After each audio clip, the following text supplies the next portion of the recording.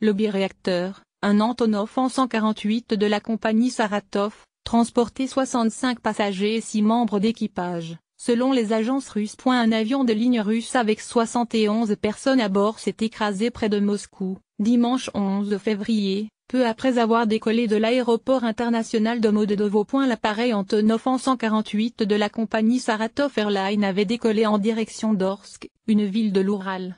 Il s'est écrasé dans le district Ramensky, à 70 km au sud-est de Moscou. Selon les agences russes, 65 passagers et 6 membres d'équipage se trouvaient à bord. La préfecture a précisé qu'il n'y avait aucun survivant. Un centre de crise a été ouvert à l'aéroport de Modedovo, le second aéroport de la capitale russe en nombre de passagers. Les autorités russes n'ont pas évoqué l'hypothèse d'un acte terroriste. Plusieurs sources, citées par les agences de presse russes, font état d'une collision entre l'Antonov et un hélicoptère de la poste russe juste après le décollage, une version toutefois démentie par la poste. En outre, aucun débris d'hélicoptère n'aurait été trouvé sur place. Une enquête a été ouverte pour identifier d'éventuelles violations aux règles de sécurité, a annoncé le comité d'enquête russe.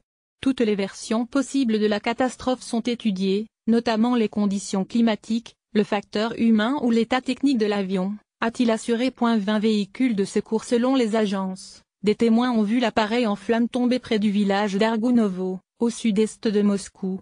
Les 71 passagers et membres d'équipage n'ont eu aucune chance de survivre, a déclaré à l'agence de presse Interfax une source au sein du ministère des situations d'urgence.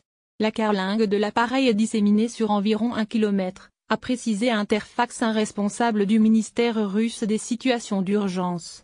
Plus de 150 personnes et environ 20 véhicules de secours se sont rendus sur le lieu du crash, a précisé dans un communiqué le ministère des situations d'urgence. Alors que la neige est encore tombée dimanche sur Moscou et sa région, les médias russes rapportaient que les véhicules de secours n'étaient pas en mesure d'accéder au lieu du crash, forçant les secouristes à poursuivre à pied. Les images diffusées par les télévisions russes montrent des débris de l'appareil, aux couleurs orange de Saratov Airlines, disséminés dans les champs enneigés. À l'heure actuelle, les sauveteurs ont réussi à arriver sur le lieu du crash.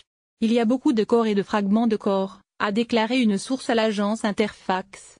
Un responsable régional du ministère des situations d'urgence, Sergei Poletikhin, cité par les agences de presse russes, a indiqué qu'une boîte noire a été trouvée sur le site du crash.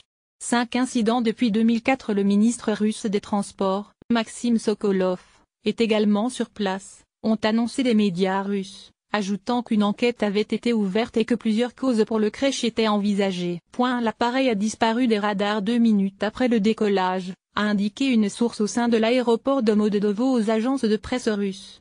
Le président Poutine a ordonné au gouvernement de créer une commission spéciale sur cette catastrophe aérienne, a indiqué le porte-parole du Kremlin, Dmitry Peskov, cité par les agences russes.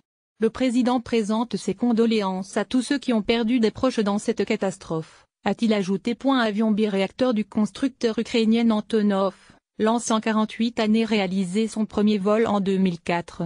Ce court courrier peut transporter jusqu'à 80 passagers sur une distance de 3600 km.